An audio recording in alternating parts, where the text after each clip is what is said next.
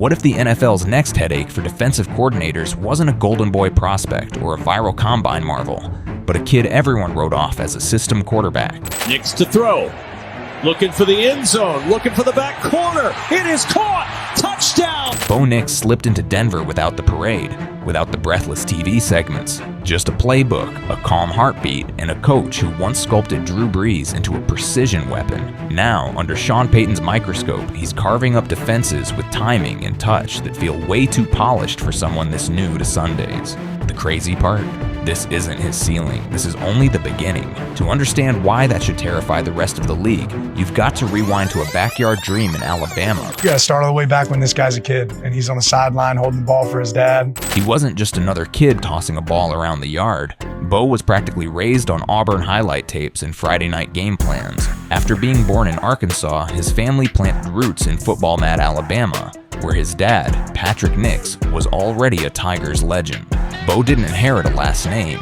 He inherited a standard. At Pinson Valley High School, he didn't flirt with that standard. He obliterated it. 2 straight state titles, more than 12,000 total yards, a ridiculous 161 touchdowns. Alabama's Mr. Football in 2018.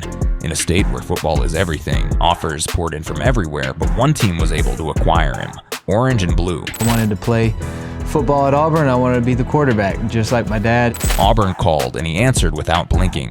The plan? Do what his father never did. Turn the dream school into an NFL launch pad. He even got the fairy tale start.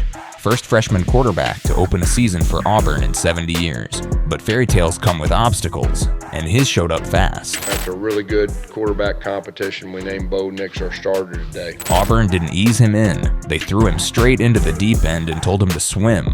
First start in 70 years? Fine. Down late to Oregon on a neutral field, he rips a dagger down the sideline and walks off a ranked team in his very first game. Nix is back. Throws it downfield. Caught. Touchdown, Williams. 5 straight wins out the gate, then the moment every kid in Alabama dreams about, the Iron Bowl. Bo didn't just survive it, he managed the chaos, protected the ball, and walked out with a 48-45 classic over Nick Saban's team. Great Iron Bowl. It's a great rivalry for a reason. SEC Freshman of the Year followed, and it felt like the runway to a Heisman campaign had just been cleared. But the sophomore year, Bo never arrived. The completion rate stalled under 60%. The touchdowns dipped, the picks crept up, and the offense felt like it was stuck in wet cement. Then 2021 hit like a bad plot twist. New coach Brian Harsin, clunky play calling, friction behind the scenes, and finally a broken ankle that slammed the door shut 3 games early. The 2021 season, it ended with a 6-7 record and a broken ankle. The kid who was supposed to be Auburn's savior was suddenly miserable, battered, and looking at a stat line that didn't match the hype. When your dream school starts feeling like a cage, the bravest move isn't to tough it out, it's to walk away. And that's exactly what he did next. Bo needed to put Bo first and not Auburn first. When the portal opened, Bo didn't just switch jerseys, he detonated the comfort zone. He packed his bags, flew 2,500 miles west to Eugene, and handed his career to a brand new staff that didn't owe him a thing. Dan Lanning gave him freedom, tempo, and an offense that let his instincts breathe. It's been the best decision I could have ever made. After a nightmare opener against Georgia, 49-3, yikes, he recalibrated and ripped off 8 straight wins. In 2022, he looked reborn. 3,593 yards, 29 touchdowns to just 7 picks, a 71.9% completion mark, plus 14 scores with his legs. A keeper for Nix, and he gallops across the goal line. Touchdown, Oregon. And 2023 shattered whatever ceiling anyone thought he had. An NCAA record 77.4% completion rate, 45 touchdowns, only 3 interceptions, and PFF slapped a 92.7 passing grade on him. Best in the country. Sure, the skeptics rolled their eyes and muttered RPO training wheels, Screen City, all YAC. But every time Oregon actually asked him to layer a ball between zones or rip a deep shot, he did it. Denver saw that. He sits in our coaching meetings He just operates at a completely different level than anybody I've ever been around. When Denver grabbed Bo Nix at number 12 in 2024, the headline wasn't franchise savior. It was wait at 12. Sixth quarterback off the board, dissected in real time by armchair scouts who swore he was a product of bubble screens and YAC merchants. The mark on him is, can he run an NFL offense? He threw a lot of screens, a lot of quick hitting throws, a lot of RPOs. Can he adjust to the system Sean Payton runs with the Denver Broncos? Sean Payton didn't care. He'd built a Hall of Fame resume, turning too short, too safe Drew Brees into a surgeon. Give him a hyper-accurate processor with legs and he'll happily ignore your mock drafts. Still, reality punched hard. Weeks 1 and 2, 4 interceptions, no touchdowns, and an offense so conservative it felt like they were trying to win with checkdowns and field position. It didn't look good last week on Denver's offensive side of the ball. He looked like a rookie quarterback that was like, whoa, the regular season defenses and the first team defense is a whole different ball game here. Every throw past the sticks looked like a coin flip tilted toward disaster. Told you he couldn't play outside the Oregon cocoon, the critics crowed. But if Auburn and Eugene taught Bo anything, it's how to eat criticism, burn it for fuel, and move on, which is exactly what started brewing the moment Week 3 kicked off. Because the switch he flipped this time, it didn't just silence doubters, it rewired Denver's whole season. Nix has time, fires, end zone, touchdown! Week 3 hit like a hard reset. The jittery feet, the late reads, the wobblers past the sticks, all of it vanished, replaced by a quarterback who looked like he'd been living in Sean Payton's playbook for a decade. From weeks 3 through 13, Bo stacked 14 touchdowns against just 2 picks and slipped in 3 more scores with his legs. Drives stopped stalling, third down stopped feeling fatal, and Denver's huddle suddenly had a voice that sounded suspiciously like a veteran. Touchdowns this season, looking for 4! Superman's over the pile! In Week 8, he diced Carolina, 75.7% completions, 284 yards, 3 touchdowns, not a single throw to the wrong jersey. Cool. Then Week 11 erased rookie from the conversation altogether. 84.9% on 307 yards, 4 touchdowns, 0 mistakes against Atlanta.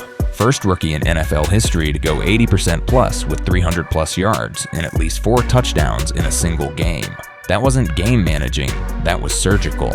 And it wasn't luck. It was the start of a run that shoved him from reach at 12 into the thick of the Offensive Rookie of the Year race. The scary part? He was about to level up again, with a supporting cast held together by tape and Cortland Sutton's catch radius. Because what came next proved the numbers weren't padded. They were the baseline. He's got time. Here comes Roquan after him. Throws on the run across his body. Beautiful pass! December didn't slow him. It sharpened him. He ripped Indianapolis for 3 touchdowns like he was flicking darts in a quiet bar. Then turned around and carved up the Chargers, the league's stingiest scoring defense, hitting 72.5% of his throws for 263 yards and 2 more scores. Pressure's coming and Nix escapes! Now he's gonna run! Nix has the first down! A week later in Cincinnati, he went toe-to-toe with Joe Burrow, landing 219 yards and 3 touchdowns on 77.4% passing before overtime chaos stole the win. Rumo saying, get over the top of Sutton. Burden the block. And Nix will throw it. It is caught. Touchdown! And then came the flex that should have shattered every game manager label left. Week 18 against Kansas City's backups. 26 completions on 29 attempts.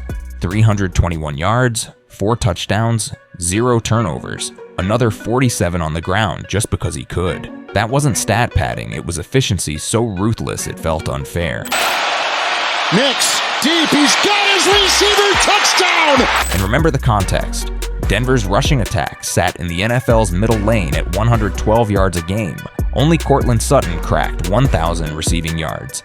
The next best, Marvin Mims, barely cleared 500. No Pro Bowl cavalry, no top 5 line.